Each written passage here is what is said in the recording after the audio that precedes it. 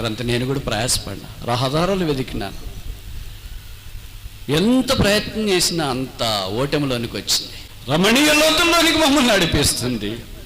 ఓడ కాదు, జీవితం కాదు, మా మార్గాలు కాదు, మా పద్ధతులు కాదు, ఒకటే, రక్షించు నీ సిలువ. అనేక సార్లు క్రీస్తుకి వెలపడ్డా మనం ఎన్నో ప్రయత్నాలు చేస్తుంటా. ఒక మనిషిని చూడు, నేను ఎంత ప్రభావితం చేస్తాను, ఎంత భక్తులనైనా నేను నరపుత్రుని జ్ఞాపకం చేసుకోవటానికి వాడే పాటి వాడు. ఈ ప్రవర్తన గురించి ఒక 5 విషయాలు పేతురు రాసిన మొదటి పత్రికలో మనము పరిగెరుకోవటానికి ప్రయత్నం చేస్తాం. మొదటిది పేతురు రాసిన మొదటి పత్రిక 1 Peter chapter 1 verse 18. 1:18 పేతురు రాసిన మొదటి పత్రిక మొదటి అధ్యాయం 18వ వచనం.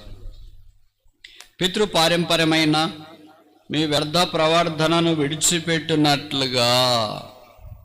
మొదటి ప్రవర్తన ఏంటి? వ్యర్థ ప్రవర్ధన. వ్యర్థ ప్రవర్ధన బయట ఉన్నప్పుడు ఉంటాంగా, అంటే యేసుని ఎరగక మునుపు ఉంటాంగా, యేసుని ఎరిగిన తర్వాత కూడా వచ్చారా? మరి పేతురు రాశాడంటే అర్థం ఏంటి? పేతురు ఎవరికి రాశాడు? రక్షణ లేని వాళ్ళ కొరకు రాయలేదు. ఇక్కడ బైబిల్లో చెప్పబడింది ఏంటంటే, చెదిరిన భక్త కోచి, స్కాటర్డ్ గాడ్లీ పీపుల్. వారందరూ వ్యర్థ ప్రవర్ధనకి ఇంతకుముందు ఉన్నవాళ్ళు ఇప్పుడు వారిని దాని నుండి తప్పించి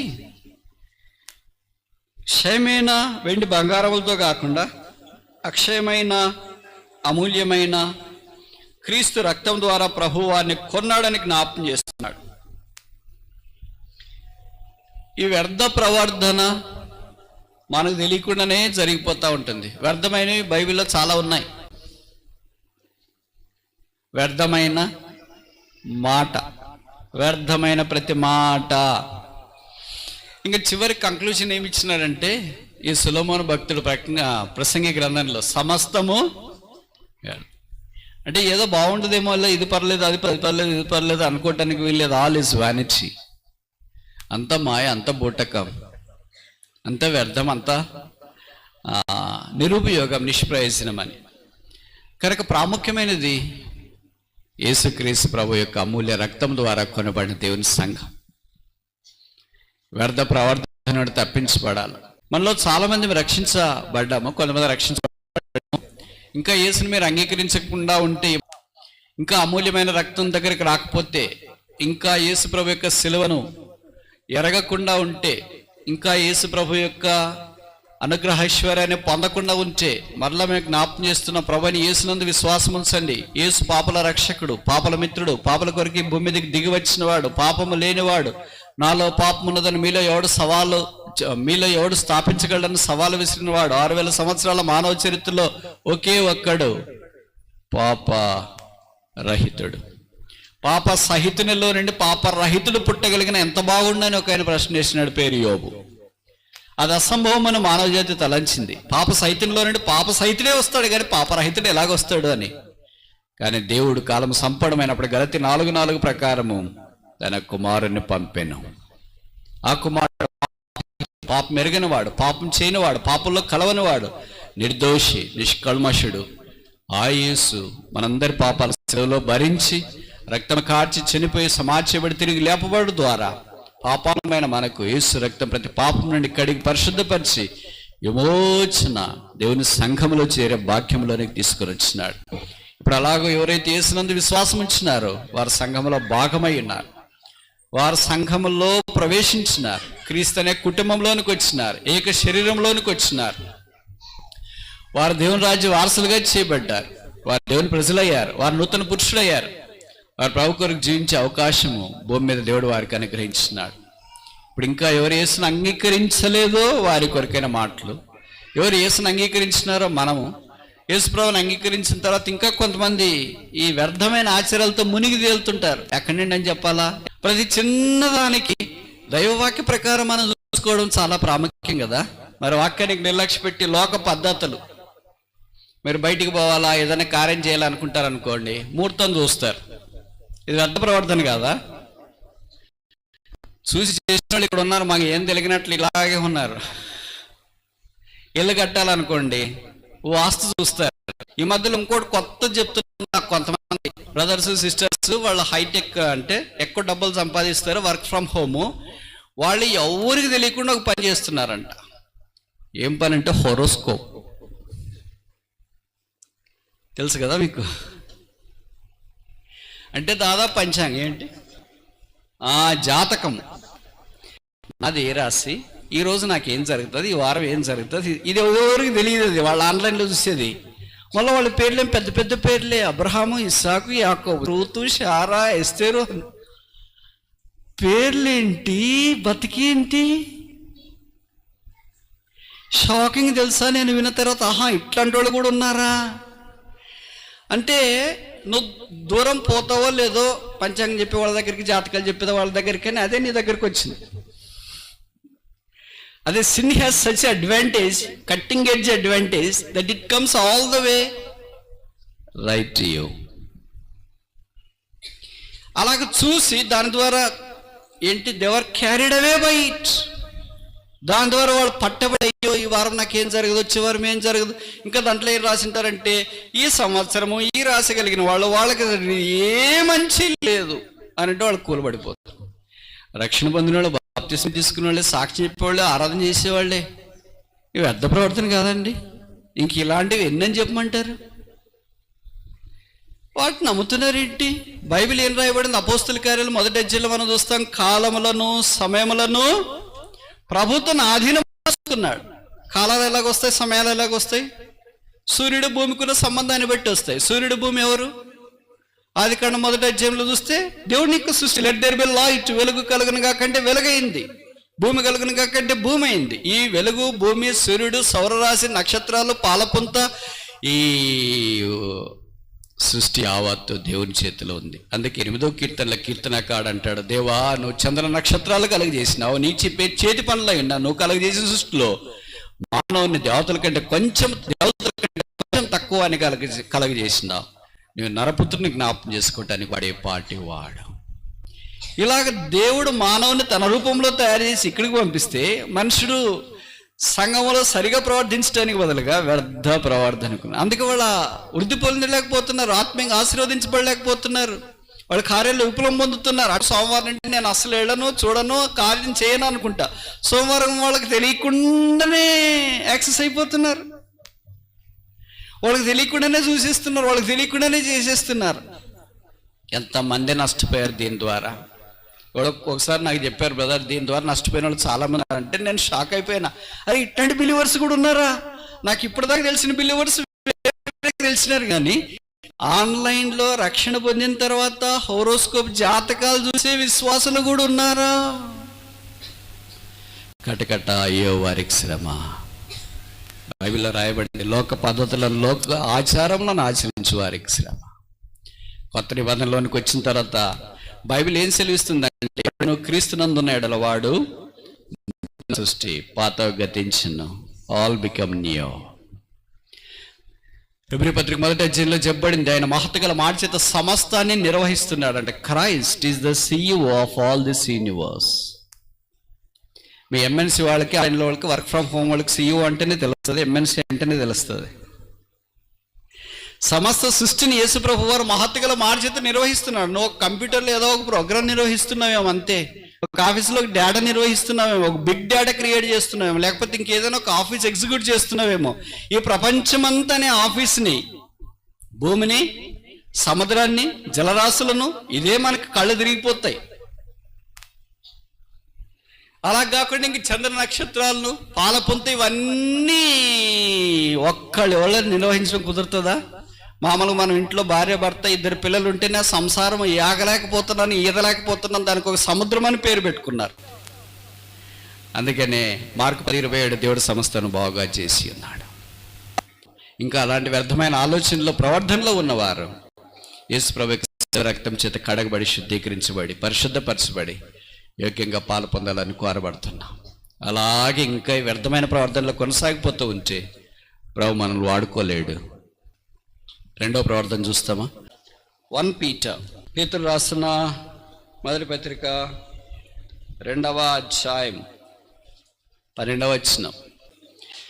అన్ని జనులు మిమ్మల్ని ఏ విషయంలో దుర్మార్గులను దూషించరో ఆ విషయంలో వారి మీ సత్క్రియలను చూచి వాటిని బట్టి దర్శన దినము దేవుని మహింపరచినట్లు వారి మధ్యను మంచి ప్రవర్తన గలవారు ఉండవాలని మిమ్మల్ని హెచ్చరిస్తున్నాను కాదు. ఎవరిని బతిమలాడుతున్నారు?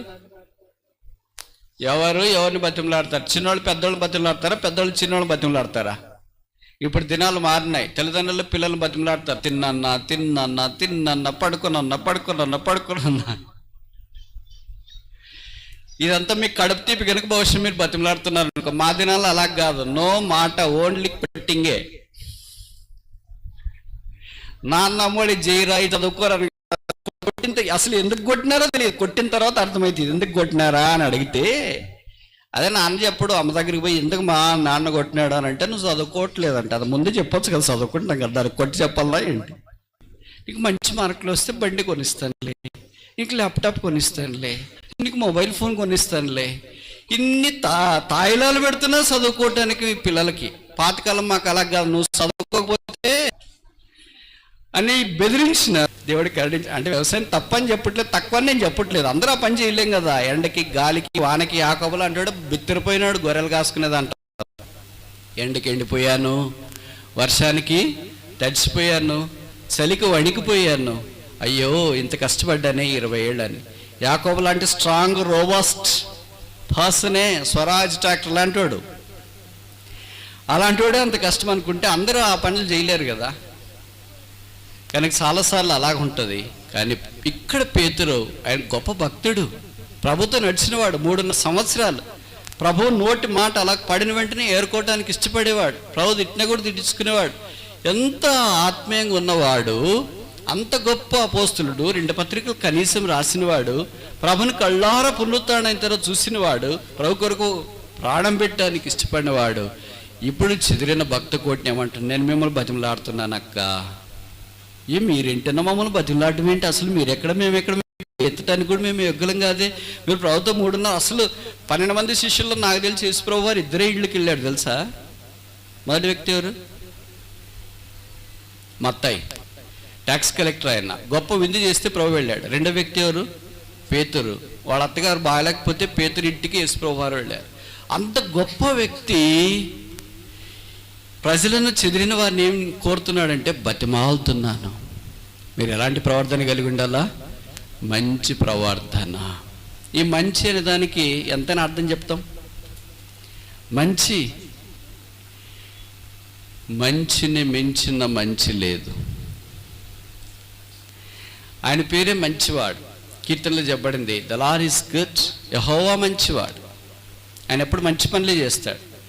అందుకే తిమోతిలో ఎక్కువ మంచి మనస్సాక్షి, మంచి సువార్త, మంచి పరిచారకుడు. ఆయన చేసేవన్నీ మంచిదే. ఆదికాండం 1వ అధ్యాయంలో మనం చూస్తే ఆయన చేసిందంతా మంచి.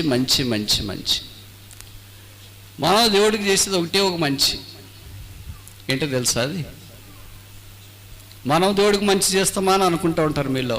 మంచి సందేహమే అలాగ అనుకుంటే. నేను దేవుడికి ఒకటే మంచి చేస్తాను, చాలా చేస్తాను అనుకునే వాళ్ళు ఉంటే అపాయము. మనం దేవుడికి ఒకటే ఒక మంచి చేస్తాం. ఏంటంటే యెహోవాను స్తుతించుట మంచి. అదొక్కటే మంచి పని మనం దేవుడికి చేసేది. ఇంక మిగతావన్నీ జీరో. విచిత్రం ఏంటంటే ఈ మంచి పని మనం మానేసి మిగతావన్నీ చేయడానికి ట్రై చేస్తూ ఉంటాం. యేసు ప్రభును స్తుతించుట మంచిది. కనుక ఒకటే ఒక రక్షణ పొందిన తర్వాత సంఘం చేసే మంచి పని ఏంటంటే ప్రభును స్తుతించడం. మిగతావన్నీ దాంట్లో కొనసాగుతూ వస్తాయి. వాక్యం దగ్గరికి వచ్చేటప్పటికి మంచి ప్రవర్తన ప్రభు కొరకు జీవించాలని కోరబడతాం. మంచివాళ్ళు ఎప్పుడు ఎలాగుంటారంటే విధేయులుగా ఉంటారు. మంచివారు ఎప్పుడు ఎదురు తిరగటానికి ప్రయత్నం చేయరు. ఇప్పుడు ఎవడని ఈ పిల్లోడు మంచివాడు క్లాస్, మీరు చాలామంది టీచర్లు కదా, మీ క్లాస్లో పిల్లలు ఉంటారు కదా, నిజంగా చెప్పండి, ఖచ్చితంగా టీచర్లు చెప్పాలి. ఇప్పుడు మీకు ఇది లిట్మస్ టెస్ట్. నేను కూడా టీచర్ కనుక అడుగుతున్నా, మీ క్లాస్లో మంచి విద్యార్థి అని బాగా మార్కులు వచ్చేవారిని అంటారా, విధేయని అంటారా?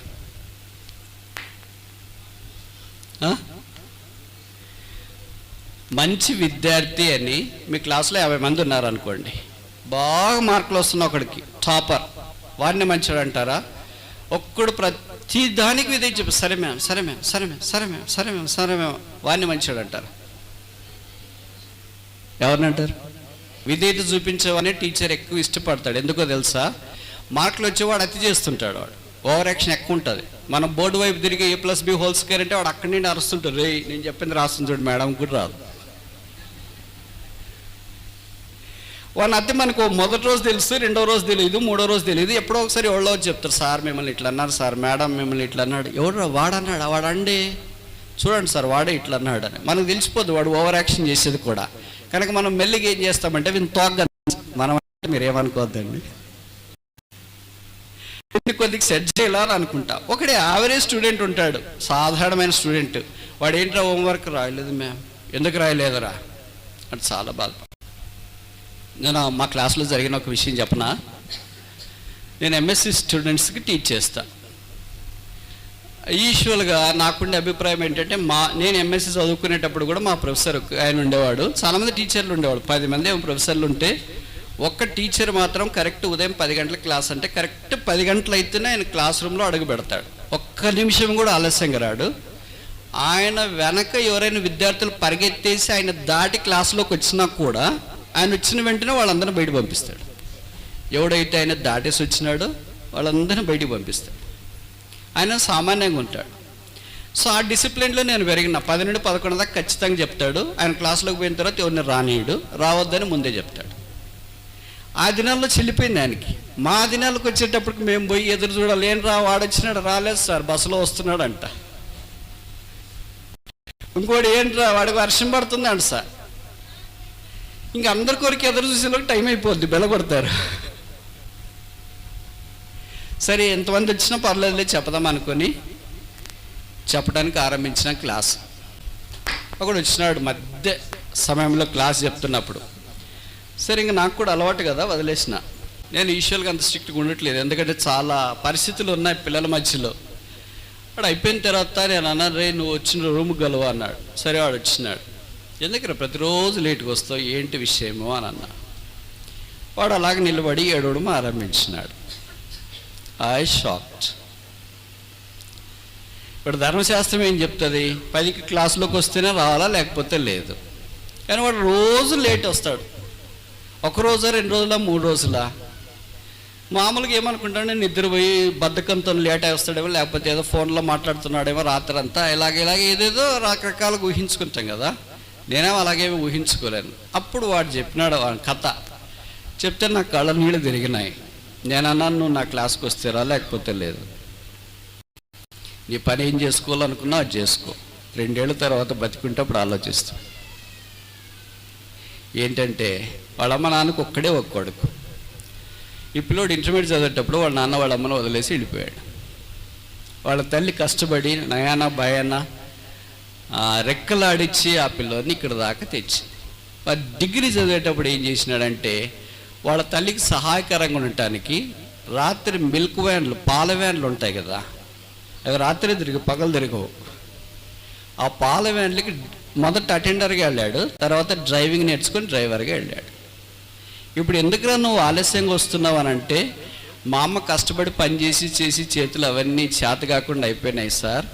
ఇప్పుడు నేను చదువుకోవాలంటే మా అమ్మను కూడా పోషించాలంటే నేను ఖచ్చితంగా రాత్రి పాల వ్యాన్కి డ్రైవింగ్ వెళ్ళాలా. పాలన్నీ ఆయా స్థలాల్లో పాల కేంద్రాలకు వేసి వచ్చేలోగా 5 అవుతుంది. 5 నుండి పడుకునేలోగా 7, 8, 9, 10 అట్లా. వెంటనే లేచి రెడీ అయ్యి వచ్చేలోగా 10:30 అయితే సార్ ఏం చేయమంటారు? అర్థమైందే కష్టాలు, ఇబ్బందులు, బాధలు. కనుక రకరకాలైన పరిస్థితుల్లో ఇప్పుడు ఆ పిల్లోడు అంటే కోపం వస్తుందా, బాధేస్తుంది. ఎలాగే చెప్పనరి ఫస్ట్ ర్యాంక్ వచ్చినాడంటే ఇప్పుడు ఏం పెద్ద ఇంట్రెస్ట్ లేదు. ఇలాంటి కష్టాల గుండా వెళుతూ కుటుంబాన్ని కన్నీటి సముద్రంలో లాక్కొని వస్తున్న పిల్లలే గొప్ప విద్యార్థులు. అక్కడ దృఢ సంకల్పం ఎంత గొప్పదంటే ఇక్కడ చదువుకోవచ్చు, అక్కడ కుటుంబాన్ని పోషించవచ్చు. డ్రైవింగ్ నేర్చుకున్నాను సార్, మీరు ఎప్పుడు కావాలంటే అప్పుడు చెప్పండి, నేను వచ్చి నీకు హెల్ప్ చేస్తాను. నాకు 2 వీలరే స్కూటరే లేదా, డ్రైవింగ్ కార్ ఎందుకు, నేను తీసుకొని వస్తాను సార్. ఇప్పుడు నవ్వుతున్నాను కానీ అప్పుడు ఏం నవ్వాలని అనిపించలేదు. సరే పర్వాలేదు, నీకు ఎప్పుడు రావాలనిపిస్తే అప్పుడు రా, ఎప్పుడు చేయాలనుకుంటే అప్పుడు చెయ్యి. నీకేమైనా సహాయం అవసరమైతే ఎప్పుడైనా నా దగ్గరికి రాకుండా ఉండటానికి మానుకోవద్దు. ప్రభువుకు స్తోత్రాలు. ఆ పిల్లోడు ఎంఎస్సీ అయిపోయింది, ఇక్కడ ఒక మంచి ఉద్యోగం వచ్చింది. ఆ తర్వాత సంగతి చెప్పను, పెళ్ళయింది, పిల్లలు అయ్యారు, చాలా ఆనందంగా ప్రభువులో సాగిపోతున్నాడు. ఆహా, దేవుని బుద్ధి జ్ఞాన బాహుళ్యం ఎంత గొప్ప. దేవుడు ఒక వ్యక్తిని ఎలాగ సిద్ధపరిచి తనకు తాను వాడుకుంటాడు. ఒక మంచి ప్రవర్తన కలిగాడు. వాడు is not high intelligent, number 1 ranker ఏం కాదు. కనుక సామాన్యమైన విధేయత అంచెలంచెలుగా జీవితంలో ఆశీర్వాదంలోనికి దేవుడు తీసుకురావడానికి కారణమైంది. అనేక సందర్భాల్లో మనకు లోపించేది, ముఖ్యంగా ఈ దినాల్లో విశ్వాసులు వాళ్ళ పిల్లలకి చాలా ఉన్నాయి. ఎందుకంటే వాళ్ళ అమ్మ నాన్నగారు బాగా మంచి ఉద్యోగస్తులు, ఫ్లాట్లు కొన్నారు, ఇల్లు కొన్నారు, బండ్లు కొన్నారు, అన్నీ కొన్నారు. ఈ పిల్లలకి చదువు రాదు, వాడేం ఫెయిల్ అయ్యి ఎయిర్ ఫోర్స్లో పనిచేస్తే అటు ఇట తిరుగుతూ ఉంటాడు.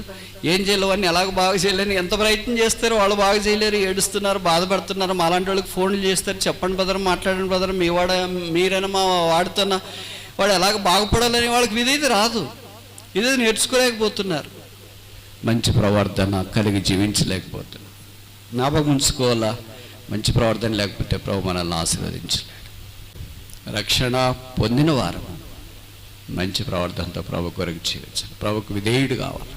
మీకు తెలుసు కదా, యేసు ప్రభు వారిని గురించి చెప్పబడిన మాట హెబ్రీ పత్రికలో, అలాగే ఫిలిప్పీ పత్రికలో, హి was obedient even unto death on the cross. శిలువ మరణము పొందనంతగా ఆయన విధేయత చూపించి, కనుక యేసు ప్రభు వారు తల్లిదండ్రులకు విధేయత చూపించినాడు, శిలువ మరణం పొందేంతగా విధేయత చూపించాడు. ఆయనలో అవిధేయత విషయమంతా కూడా లేదు. మనలో, మీరు చెప్తారు నేను చెప్పాలా? అర్థమైపోయింది మీకు, భలే అర్థమవుతుంది ఇట్లాంటి పాయింట్లు మాత్రం.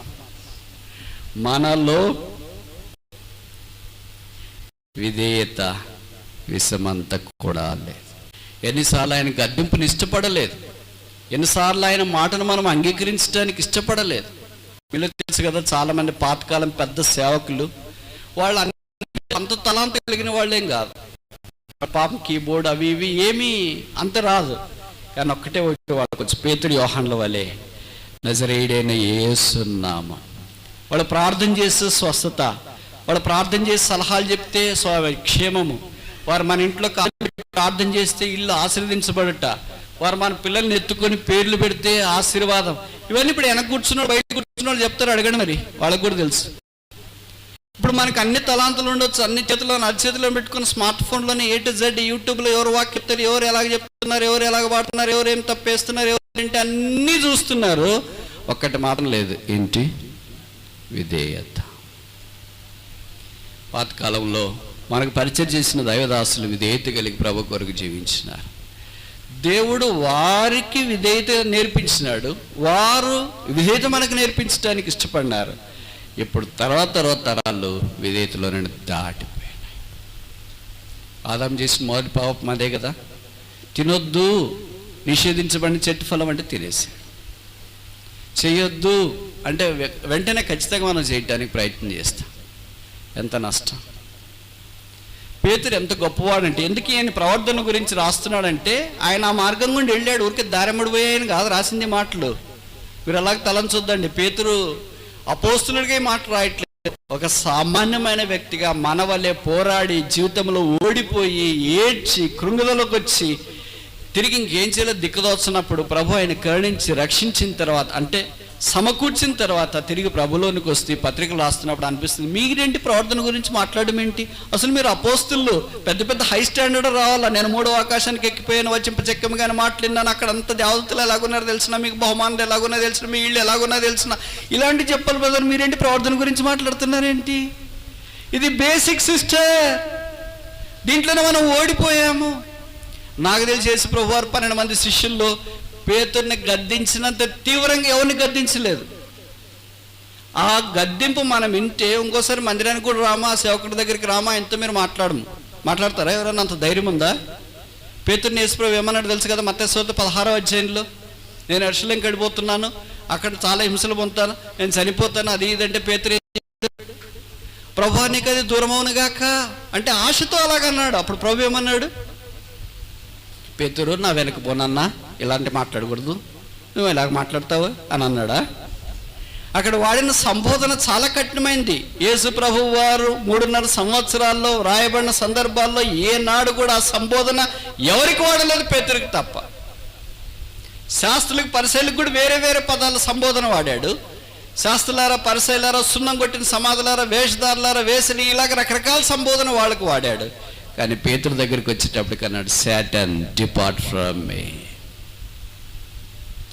అదే రోజే పేతురు యేసు ప్రభు యుద్ధ నుండి బయటకు వచ్చింటే, ఈ దినాన మనకి పేతురు రాసిన 2 పత్రికలు ఉండేది కదా. అపోస్తుల కార్యాల్లో వాక్యం చెప్పిన వెంటనే 3000 మంది రక్షించబడి ఉండేవాళ్ళు కాదు. తర్వాత పేతురు యొక్క పేర్లు ఇలాగ పెట్టుకుని ఉండేవాళ్ళు కాదు అనుకుంటా. ఒకవేళ అలాంటి మాట మనం అన్నాం అనుకోండి, Satan get away from this place, Satan ఎక్కడి నుండి వెళ్ళిపో అని పొరపాటు నేను అన్నాను అని అనుకోండి, మీరు నెక్స్ట్ మీటింగ్ మళ్ళీ వస్తారా రారా? బయటికి పోయిన తర్వాత ఆయన నన్ను సాతాన్ అంటాడా, నేనంటే ఏమనుకున్నాడు? ఇంత 11 మంది శిష్యులు 12 మంది శిష్యులు మేమున్నాం, ఎదుటికంటే ఇప్పుడు నేను ఎలా పక్కన పెట్టుకోవాలి బ్రదర్, ఎట్లా బతకాలి బ్రదర్, మీరన్నా చెప్పండి బ్రదర్, చూడండి బ్రదర్, ఎలాగ చెప్పండి బ్రదర్, రికార్డ్ చేశారు బ్రదర్, ఫేస్బుక్లో పెట్టండి బ్రదర్, యూట్యూబ్లో పెట్టండి, ఇన్స్టాగ్రామ్లో. పేతురు అంతా తుడుచుకొని బయటకు వచ్చేవాళ్ళు ఇదరిస్కరైతే ఇట్లాంటి వాళ్ళు అడిగారేంటి, ఏంట్రా అలాగ అనేసాడు, ఏమనరా అనేది, నిన్నే విని కూడా వినట్లు యాక్షన్ చేద్దామా నువ్వు, నిన్నే కదా అనేది, నన్నేనరా అంటే అనలేరు. యేసు ప్రభే కదా, నీకు సిగ్గే లేదురా, 3.5 ఏళ్ళ నుండి ఇట్లే తిరుగుతున్నావు ఆయన వెనక, నీకు కొద్దిగా రక్త మాంసాలు ఏం పని చేయట్లేదు, నీకు ఎమోషన్స్ లేదు, ఫీలింగ్ లేదు, తిట్టినా బాధ లేదు అంటా ఉంటాడు మామూలే. ఆయన అనుకున్నాను నన్ను ఎవరంటారా ఇంకా అని అనుకున్నాడేమో, అలాగే నిలబడ్డాడు. బైబిల్లో రాయబడింది ఏంటంటే, అపోస్తుల కార్యాలయానికి వచ్చిన తర్వాత ఆ 120 మంది ప్రార్థన చేయడానికి కూడితే 12 మంది అపోస్తుల్లో పేతురు లేచి నిలబడి, మీరు సిలువ వేసిన యేసే, ఏ యేసుతో అనిపించుకున్నాడో ఆ యేసుని గురించే ప్రకటించడానికి సిగ్గుపడలేదు. ఆయన దేవుడు క్రీస్తుగా ప్రభువుగా నియమించినాడు, దానికి మేము సాక్షులం. క్రీస్తు రాయబారులయ్యారు, సాక్షులయ్యారు. ఇంతమంది చదువుకున్నా కూడా ఆ మాటకు ఎదురుపోలే. చాలామంది చిన్న మాటలకు అభ్యంతరపడిపోతారు, చిన్న విషయాలకి, చిన్న గద్దెంపుకే. బైబిల్లో రాయబడింది, నీతిమంతుడు కొట్టుట నాకు ఉపకారం, వారు గద్దించుట నాకు తైలం. దేవుడు నన్నేంటి గద్దించేది, ఆ సేవకుడు నన్నేంటి గద్దించేది, ఈ ఎల్డర్ నన్ను ఎందుకు గద్దించేది అని వెళ్ళిపోయిన వారు భవిష్యం ఇంకా అలాగే ఉంటారు. ఇప్పుడు ఒక విషయానికి ఇలాగో స్పందించిన పేతురు అపోస్తులుడయ్యాడు. ప్రభు కొరకు ప్రాణం శరీరం తలకిందులుగా సిలువేయబట్టడానికి ఇష్టపడ్డాడు. 2 పత్రికలు రాశాడు. ప్రపంచం అందరిటికి దీదీపమైన అపోస్తులుడయ్యాడు. ఆ తర్వాత ఇంకొక శిష్యుడు ఉన్నాడు, ఆయన పేరు యూదా ఇస్కరియోతు. ఆయన కూడా ప్రభు డైరెక్ట్గా గద్దించలేదు, ఎందుకంటే ఆయన సంగతి ప్రభువుకి తెలుసు కదా, ఎందుకు ఈయన గద్దించడము ఏంటి, పెంటలో రాయేసుకోవడం ఎందుకు అని అనుకున్నాడు యేసు ప్రభు వారు. అందుకనే ఒక ఆమె యేసుక్రీస్తు ప్రభు వారిని ఆరాధించడానికి అత్తరు బుడ్డి అంతా తీసుకుని వచ్చి ఆయన పాదాల దగ్గర పగలగొట్టి ఆరాధన చేస్తుంటే శిష్యులు అన్నారు, అందరూ అన్నారు, అట్లా ఈయన కూడా అన్నాడు, ఎందుకు ఇంత విలువైన అత్తరు పగలగొట్టి ఆరాధన చేయకపోతే ఆ అత్తరు అమ్మేసి ఆ డబ్బులు తీసుకెళ్ళి పేదవాళ్ళకి ఇవ్వచ్చు కదా అని.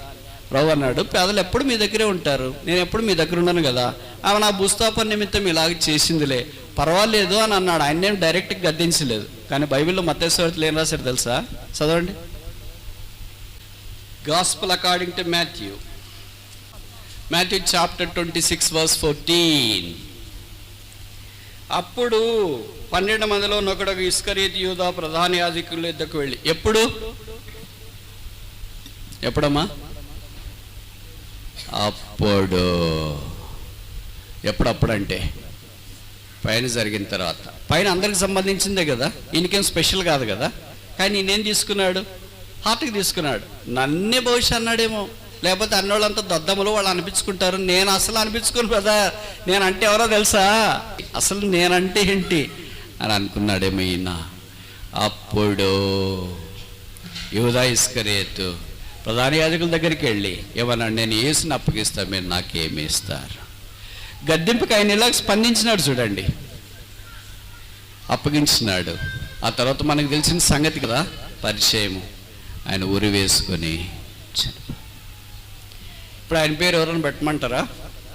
కొంతమంది మా పేర్లు పెట్టండి అని వస్తుంటారు. వాళ్ళకి చెప్పిన మనకు మా బ్రదర్ కొడుకు పుట్టాడు పేరు పెట్టండి అని. ఇప్పుడు నేను ఈ పేరు చెప్పినాను అనుకో, యూదా ఇస్కరియోతు అని పెట్టాలనుకున్నాను అక్క. అది అయ్యో బ్రదర్ పోయి ఆ పేరు పెడతారు. ఎవరికైనా ఇష్టమైనది. ఎప్పుడైనా మీరు చూసినారా ఈ పేరు ఎవరైనా పలికిండేది? యూదా, మీ పేరు ఏంటంటే యూదా ఇస్కరియోతు బ్రదర్ అని.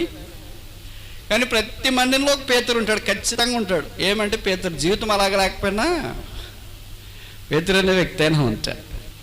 యూదా ఇస్కరియోతు అవినీతి చూపించినాడు, మంచి ప్రవర్తన కలిగి జీవించడానికి ఇష్టపడలేదు, నష్టంలోనికి వెళ్ళాడు. పేతురు మంచి ప్రవర్తన కలిగి జీవించడానికి ఇష్టపడ్డాడు, ఆశీర్వాదంలోనికి వచ్చినాడు. గద్దింపుకు మనం ఎలాగ స్పందిస్తాం? నేను చెప్పే మాటలు అర్థమవుతున్నాయా? విధేయత కలిగి ఉన్నామా? తిరుగుబాట, నన్ను అంటాడా, నన్నామంటుందా, నన్ను వాళ్ళు అంటారా, అసలు నేనంటే ఏంటి వాళ్ళకి తెలియట్లేదు అనుకుంటా అని పేతురు అలాగ అనుకుని ఉంటే ఈ దినాన మనకు పేతురు కనిపించిన వాడు కాడు. యేసు ప్రభువు వారు సిలువ దాకా విధేయత చూపించినట్లు విధేయత నేర్చుకుందాం. అది మనకు ఆశీర్వాదం, మన పిల్లలకు ఆశీర్వాదం, తరతరములో ఆశీర్వాదం. జముగల దేవుని సంఘంలో జనులు ఎలాగూ ప్రవర్తించవలెను. ఎన్ని చూసాము? ప్రవర్తనలు 2. 3 చూస్తామా? పేతురు రాసిన మొదటి పత్రిక 1 పీటర్. పేతురు రాసిన మొదటి పత్రిక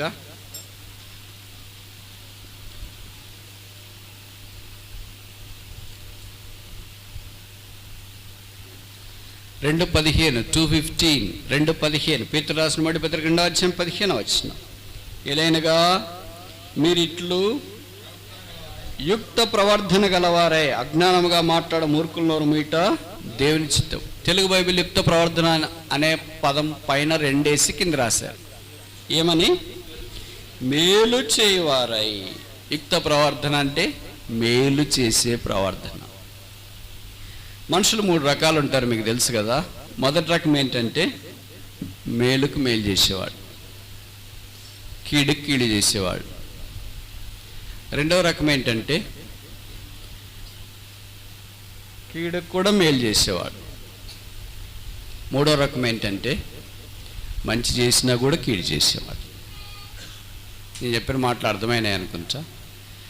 ఇలాగ చెప్తా, మంచి చేసినా కీడు చేసేవాళ్ళు, మంచికి మంచి చేసేవాళ్ళు, మూడవది మంచికి మంచి చెడుకు చెడు చేసేవాళ్ళు. ఇప్పుడు ఈ 3 రకాల మనం ఏంటైపో, ఏ రకం? అసలు మన రకమే దీంట్లో లేదనుకుంటా. సాధారణంగా మనం ఇదే రకంలో ఉంటాం, మంచికి మంచి. మీ ఇల్లు మా ఇంటికి ఎంత దూరమో మా ఇల్లు కూడా మీ ఇంటికి అంతే దూరం. మాది తినాలి, మీది తినాలి. మీరు ఒక పూట పిలిచి భోజనం పెడితే మేము ఒక పూట పిలిచి, నేను కాదులే, నాకు ఇల్లే లేదు వాకిలే లేదు, నేను ఇంకేం భోజనం పెట్టలేను. మీరు ఒక పూట ఇంటికి పిలిచి భోజనం పెడితే మేము ఒక పూట ఇంటికి పిలిచి భోజనం పెడతాం. మీరు ఒక పూట టీ ఇస్తే మేము ఒక పూట టీ ఇస్తాం. అంతేనా? కొంతమంది మనము మేలు చేస్తే మేలు చేసేవాళ్ళు, మొదటి రకం. రెండవది మనం మేలు చేస్తాం అయినా వాళ్ళు కీడే చేస్తుంటారు.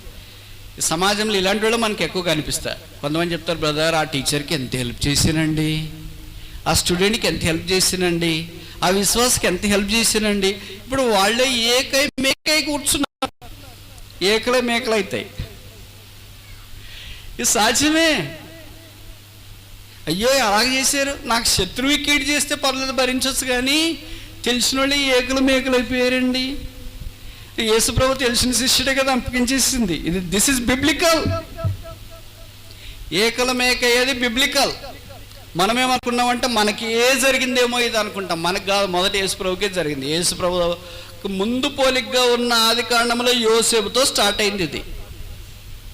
యోసేపు మంచిగా చెప్తే ఏకై మేకై కూర్చున్నారు వాళ్ళే. అక్కడి నుండి ఇది జరుగుతూనే ఉంది. మనమేమనుకుంటామంటే మాకు ఏకలు మేకలు అయిపోయాయి, ఏం చేస్తాం మరి, ఇంకా నుండి తప్పించుకోలేకపోతున్నామని మనమే బాధపడుతున్నాం. మనం ఏం బాధపడాల్సిన పని లేదు, మనం ఆఖరిలో ఉన్నాం ఈ లిస్టులో, ఈ జాబితాలు. మనకంటే బైబిల్లో ముందు అనేక మంది గొప్ప గొప్ప వాళ్ళు ఈ మార్గం గుండా వెళ్ళారు. కీడు చేసినా కూడా మేలు చేసేవాడు ఒక్కడే, ఆయన పేరే యేసు. ఎన్ని కీళ్ళు చేసి పాట ఉంది కదా, మనం పాడబోతున్నాం ఈరోజు కాదు, డిసెంబర్ 31 జనవరి 1వ తారీఖు. ఎన్ని కీడులు అన్నీ మనం చేసినా కూడా అన్ని మేళ్ళు చేసాను కానీ ఆ రోజు మనకు గుర్తొచ్చు, అబ్బాయి అన్ని కీళ్ళు చేసే ప్రభు అని, మంచి చేసింటే కదా. ఎన్ని కీడులు చేసినా అన్ని మేలులు జీవితంలో చేస్తూ వచ్చి మంచి ప్రవర్తన, యుక్తమైన ప్రవర్తన ప్రభువు ద్వారా ఆయన మనకు అనుగ్రహించాలని కోరుతున్నాం. 4వది చూస్తామా? పేతురు రాసిన మొదటి పత్రిక 3వ అధ్యాయము 2వ వచనం. 1 Peter chapter 3 verse 2. అందువలన వారిలో ఎవరైనాను వాక్యమునకు అవిధేయులైతే వారు భయంతో కూడిన మీ పవిత్ర ప్రవర్తన చూసి వాక్యము లేకుండానే తమ భార్యలు నడవడం వలన రాబట్టవచ్చును. ఎన్నోదమ్మా ఇది? 4వది పవిత్ర ప్రవర్తన. మొదటిది ఏంటి? వ్యర్థమైన ప్రవర్తన. 2వది ఏంటి? మంచి ప్రవర్తన. అంతేనా? 3వది ఏంటి? యుక్తమైన ప్రవర్తన. 4వది ఏంటి? పవిత్ర ప్రవర్తన. ఇది భార్యల భర్తల గురించి మాట్లాడినారు. నేను దీని గురించి అంత ఎక్కువ చెప్పదలుచుకోలేదు, నాకు లైసెన్స్ లేదు కనుక మీకే బాగా తెలిసి ఉంటుంది. దైవికంగా ఇది ఎందుకు సందర్భం జరిగింది అని అంటే, బైబిల్ ఇలాగ రాశారు కదా, అందుకనే రక్షణ పొందిన అమ్మాయి రక్షణ పొందని అబ్బాయిని చేసుకొని పెళ్ళి ఆయన మారుస్తానులే, ఒక ఆత్మను రక్షించినట్లు ఉంటుంది కదా అని ఇప్పుడు కొత్త బోధ ఒకటి వచ్చింది. అది కాదు ఇక్కడ పేతురు రాసిన కాంటెక్స్ట్. ఆ దినాల్లో రక్షణ పొందక మునిపే పెళ్ళిళ్ళు చేసుకుని ఉంటారు కొంతమంది. తర్వాత యూజువల్గా స్త్రీలకు భక్తి ఎక్కువ కనుక మొదట స్త్రీ రక్షించబడి ఉంటుంది, భార్య రక్షించబడి ఉంటుంది. ఆయనకు బయట వ్యాపారాలు ఎక్కువ ఉంటాయి కదా, అందుకే ఆయన రక్షణ పొందలేదు. ఇప్పుడు ఈ రక్షణ పొందిన వ్యక్తి స్త్రీ పేతురు లాంటి వాళ్ళ దగ్గరికి వచ్చింది, ఏమన్నా ఆయన రక్షణ పొందలేదు ప్రార్థన చేయండి అని. అమ్మా రక్షణ పొందుతాడు ఏంటి అంటే, అసలు మందికే రాడన్నా రక్షణ ఎలాగ పొందుతాడు, బైబిలే చదువుడన్నా రక్షణ ఎలాగ పొందుతాడు, యూట్యూబ్లో వాక్యమైనట్లేదన్నా రక్షణ ఎలాగ పొందుతాడు అని ఇలాంటి ప్రశ్నల పరంపర ఆయన మీద కుమ్మరిస్తూ ఉంటే ఆయన అన్నాడు, వాక్యం ద్వారా మాత్రమే కాకుండా మీ పవిత్రమైన ప్రవర్తన ద్వారా ఆయన రక్షించబడటానికి అవకాశం ఉంది కనుక keep your behaviour holy, sanctified, godly, divine, heavenly. దైవికమైన విధానంలో మీ ప్రవర్తన ఉండడం ద్వారా మీరు వారిని రాబట్టుకోవటానికి అవకాశం ఉంది అని ఇలాగ రాశాడు. కానీ ఇప్పుడు కొత్త ట్రెండ్ వచ్చిన వాళ్ళు ఏం చేస్తున్నారంటే, రక్షణ పొందకపోయినా అబ్బాయిని చేసుకోవచ్చులే, అమ్మాయి నువ్వు మార్చుకోవచ్చులే ఆయన్ని. నాకు తెలిసి ఇప్పటిదాకా 20 ఏళ్ళ దాకా నేను పరిచయంలో ఉన్నాను. ఒక స్త్రీ రక్షణ పొంది తెలిసి కూడా రక్షణ పొందిన అబ్బాయిని పెళ్లి చేసుకొని మార్చుకుని ఉండేది చాలా చాలా అరదు. పైపెచ్చు చదువుకునేటప్పుడు స్త్రీలు సిస్టర్స్ ఎంత యాక్టివ్గా హుషారుగా ఎలాగున్నారంటే, ఎస్తేర్లు రూతులే అందరూ, పేర్లు కాదు జీవితాలు. అబ్బా సిస్టర్ ఏంటి బ్రదర్, స్వాతికి వెళ్తే హడల్, అబ్బా ఈ సిస్టర్ ఏంటి బ్రదర్ ప్రార్థన చేస్తే దేవుడు దిగొచ్చినాడు, అబ్బా సిస్టర్ ఏంటి బ్రదర్ ఆరాధన చేస్తే అయిపోయి దేవుని ఆత్మ దిగొచ్చినాడు. ఇలాగ ఉన్నోళ్ళంతా తర్వాత వాళ్ళు ఉద్యోగాలు చేసేటప్పుడు వాళ్ళు పరిచయం అవుతారు కదా, క్రైస్తవేతాడు, వాళ్ళ మనసు వాళ్ళ మీద పారేసుకుంటారు, క్రీస్తు మీద కాకుండా. అలా క్రైస్తవేతలు పరిచయం అయిపోయి వాళ్ళని పెళ్లి చేసుకున్న తర్వాత ఎక్కడో ఊళ్ళో కనిపిస్తే అలాంటి వాళ్ళు, అన్న మార్చుకునేటట్లు ప్రార్థన చేయండి, నువ్వా ఆయన. ఇప్పుడు ఏమైపోయారంటే, ఓపెన్కి ఇవన్నీ చెప్పకూడదు, వారే క్రీస్తులో నుండి వైదొలిగిపోయారు. ఇప్పుడు లేదు మందిరము, బైబిల్ తెలియదు, వాక్యం తెలియదు, మర్చిపోయారు. నీ జీవితం, నేను ఒకే మాట చెప్పాలనుకుంటా, నీ జీవితం నీతో పాటు ఆగిపోయేటట్లుంటే నువ్వు ఎట్లనే ఆడుకోవచ్చు, నీకు నచ్చిన వ్యక్తిని పెళ్లి చేసుకో, కానీ నీ జీవితం నీతో ఆగిపోదు, అదే ప్రమాదం. పెళ్లి చేసుకున్న తర్వాత దేవుడిచ్చే పిల్లల సంగతి ఏంటి? వారిని ఎలాగ పోషించాలనుకుంటున్నావు, వాళ్ళని ఎలాగ సిద్ధపరచాలనుకుంటున్నావు? నీవు మొదటి వెళ్ళిన దైవిక మార్గంలోనికి రావాలా, దైవ మార్గానికి వలపట్టి వెళ్ళాలా. ఒకవేళ నీవే ఈ లోకంలో ఉన్నంత కాలము ఏదో భార్య భర్తలు జీవించినారా, ఆ లోకం అయిపోయిన తర్వాత లేదా వయసు అయిపోయిన తర్వాత గడిచిపోయినారు, ప్రభు పిలిచినాడు వెళ్ళిపోయినాడు, లేకపోతే మానం వచ్చింది వెళ్ళిపోయినారంటే అందరితో ఆగిపోద్ది. అయితే నీ రక్తం పంచుకొని వచ్చిన వాళ్ళు, నీ పేగు కత్తిరించుకొని వచ్చిన వాళ్ళు, నీ కడుపు తీపితో ఈ భూమి మీదకి వచ్చిన వాళ్ళు, వాళ్ళ భవిష్యత్తు ఏంటి? ఇప్పుడు వాళ్ళు ఎక్కడికి వెళ్ళాలా, ఏం చేయాలా? ఇలా పిల్లల్ని మధ్యలో నిలబెట్టిన కుటుంబాలు కొన్ని కనిపిస్తున్నాయి. ఇవి అప్పుడు తెలియదు. ప్రభు నెరగని వ్యక్తితో పెళ్లి చేసుకునేటప్పుడు, ఆయన మీద మనసు బారేసుకున్నప్పుడు ఆయన్ని బతికితే ఆయన కొరకే బతుకుతా, సినిమా డైలాగులు కొడతారు కదా, బతికితే నీ కొరకే బతుకుతా, లేకపోతే లేదు. అసలు నాకు బతకడంలో విరక్తి వచ్చేసిందండి. నేను చచ్చిపోతే నువ్వు ఏడుస్తావో లేదో కానీ నువ్వు ఏడిస్తే మాత్రం నేను చచ్చిపోతా. డైలాగులు కొట్టి కొట్టి కొట్టి కొట్టి చివరికి ఇద్దరు చనిపోయే దశకు వచ్చేస్తారు. జీవితం డైలాగులు కాదు, జీవితం టీవీ సీరియల్ కాదు, జీవితం బిగ్ బాస్ కాదు, జీవితం జబర్దస్త్ కాదు, జీవితం డి కాదు, జీవితం వాస్తవం. క్రీస్తు నడుచుట, క్రీస్తు కొరకే జీవించుట. మనం ఒక్కళ్ళైతే ఇది నన్ను ఇక్కడ బతికేదైతే ఏదో ఇష్టానుసారంగా బతకొచ్చు. రక్షణ అంతదాకా కాపాడుకోరంటే ప్రభు వస్తే ప్రభు దగ్గరికి వెళ్ళచ్చు. నేను ఏ క్రీస్తుని నమ్ముకున్నాను, ఆ క్రీస్తు నా చుట్టూన్న వారికి ప్రభావితం చేయాలంటే, కన్న బిడ్డలకు నేర్పించాలంటే మనం క్రీస్తులో ఉండడం చాలా పవిత్ర ప్రవర్తన. 5వ దాకా చూసి ముగిస్తామా? 1 Peter chapter 3 verse 17.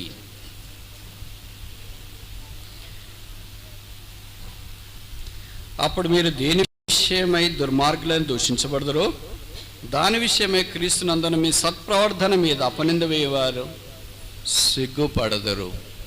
5వది ఆఖరి ప్రవర్తన ఏంటి? సత్ప్రవర్తన. సత్ప్రవర్తనకు ఒక ఉదాహరణ చెప్పండి, మీకు తెలుసు. పుల్డోర్ మీద ఉన్నవాళ్ళు రూతు గ్రంథంలో పదం వాడబడింది కదా. నీ మునిపడి ప్రవర్తన, ఈ సత్ప్రవర్తన, ఆ ప్రవర్తన గురించి చాలా సంగతులు అక్కడ ప్రస్తావించినారు. బోయ్ చెప్పిన మాటలు ఇవన్నీ. నీ సత్ప్రవర్తన గురించి నాకు అర్థమైపోయింది, తెలిసింది. మోయాబురాలైన రూతును సత్ప్రవర్తన ద్వారా దేవుడు ఎక్కడ తీసుకుని వచ్చినాడంటే, brought her to the royal genealogy, రాజవంశంలోనికి తీసుకుని వచ్చినాడు. రాయల్ బ్లడ్, రాజరక్తం ప్రవహిస్తూ ఉంది. Royal family. యేసుప్రభు వారికి భౌతికంగా ఆమె ఏమైపోయిందంటే, ఏమైంది? అమ్మ నాయనమ్మ ఇంకెక్కడ ఎక్కడ దాకా తీసుకెళ్ళాలో అది తెలియట్లేదు నాకు. ఎక్కువ నాన్నమ్మ అన్ని తరహాల్లో ఉన్న వారి కొరకు ఆశీర్వాదకరంగా మార్చబడుతూ వచ్చింది. ప్రవర్తన మనిషిని జీవితాన్ని ఎంత ప్రభావితం చేస్తుంది. మన ప్రవర్తన ఏంటి, మన సంగతి ఏంటి? 5 రకాలు చూసినా. మొదటిది ఏంటి? వ్యర్థ ప్రవర్తన. రెండవది మంచి ప్రవర్తన. మూడవది యుక్త ప్రవర్తన. 4వది పవిత్ర ప్రవర్తన. 5వది సత్ప్రవర్తన. మన ప్రవర్తన ఎలాగుంది? మన ప్రవర్తన మార్చుట కొరకే మనగా మార్చుకోలే. అందుకే ప్రసంగ 5లో చెప్పండి, నీవు దేవుని మందిరమునకు వెళ్ళినప్పుడు నీ ప్రవర్తన జాగ్రత్త. 1 తిమోతి 3:15లో జనులు దేవుని మందిరంలో ఎలాగో ప్రవర్తించాలి. ఇప్పుడు 5 రకాల ప్రవర్తనలో మనం ఏ రకంలో ఉన్నాం? మొదటి దాంట్లోనే ఉన్నామా? వెనక ముందు. రెండో దానికి వచ్చినామా? 2 దగ్గరికి వస్తే 3 దగ్గరికి వస్తే 4 దగ్గరికి వస్తే 5. ఇప్పుడు సత్ప్రవర్తన కలిగితే పరసంబంధమైన రూతు వలె ప్రభు కొరకు జీవించడానికి అవకాశం. అనేకసార్లు జీవితంలో ఓడిపోయి, కృంగిపోయి, డస్సిపోయి, సోలిపోయి, ఏం చేయలేదు దిక్కుదోచుకున్నారు. అందుకని మీకు తెలుసు కదా, క్రైస్తవ లోకానికి ఒక పరిచితమైన పాట ఒకటి ఉంది. నడిపించున్నావా నడి సంద్రమన దేవా. ఏబి మాసిలమణి గారనే భక్తుడు రాసిన పాట అది. దాంట్లోకి వచ్చిన ఇలాగ రాశాడు, రాత్రంతా శ్రమ పడినా రాలేదు ప్రభుజీ, రహదారులు వెదకినను రాజాయనే ప్రభుజీ. ఆ సందర్భం ఎందుకు రాశాడు అని అంటే, ఆయన చెప్పాడు, చదువుకుంటున్న దినాల్లో రాత్రిపూట వాళ్ళు చదువుకునే వాళ్ళకి కరెంట్ లేదు కదా, బయట వీధి దీపాలో లేకపోతే వాళ్ళ స్నేహితుల దగ్గర కలిసి చదువుకుంటా ఉండేవాళ్ళట. చదువుకుంటా ఉంటే ఆయన స్నేహితుడు ఎవడో వచ్చి ఏం చెప్పాడంట, రేపు క్వశ్చన్ పేపర్ లీక్ అయిపోయిందిరా అని చెప్పారట. అప్పట్లోనే ఉన్న లీకులు కనుక ఈయన ఏం చేశాడంటే, మరి ఇప్పుడు ఏం చేస్తున్నారా అంటే, పలానా వాళ్ళ ఇంట్లో అమ్ముతున్నారంటారా, అక్కడి నుండి మనం రాసుకోవాలంట అని అన్నారంట. అప్పుడు ఆ ఇద్దరు రాత్రంతా బయలుదేరారంట.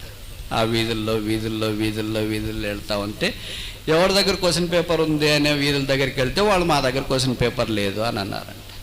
ఇప్పుడు రాత్రంతా గడిచిపోయింది. ఉదయం పరీక్షకు పోతే ఏం రాయాలో తెలియకుండా పరీక్షలో ఫెయిల్ అయ్యాడు.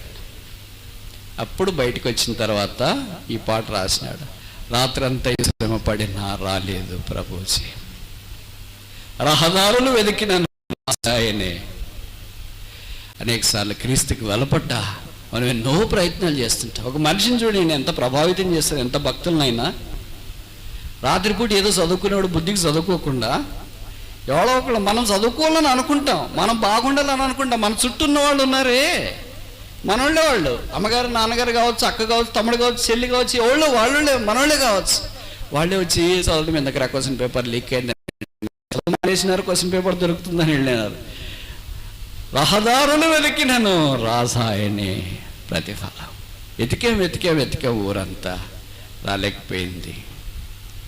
అందుకని తిరిగి నీ దగ్గరకు వస్తున్నాం, నీవే మమ్మల్ని నడిపించాను.